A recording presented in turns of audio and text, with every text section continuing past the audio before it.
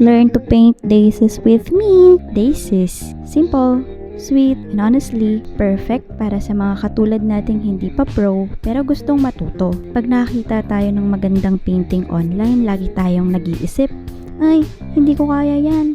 Pero alam mo kung ano hindi natin nakikita? Lahat ng practice na ginawa nila bago dumating sa ganong point. Watercolor is scary kasi hindi mo kontrolado lahat. Dumadaloy ang kulay kung saan gusto niya. At yun nga ang maganda. Minsan, ang pinakamagandang resulta ay yung hindi mo pinlano. So, kung nag-aatubili ka pa rin magsimula, ito na yung sign mo. Hindi ka kailangan maging magaling para magsimula. Kailangan lang magsimula para maging magaling. Pick up that brush.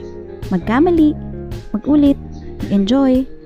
Bawat stroke, practice yun. Bawat dahon, bawat bulaklak, progress yun. Ikaw to, natututo, at yun ay sapat na.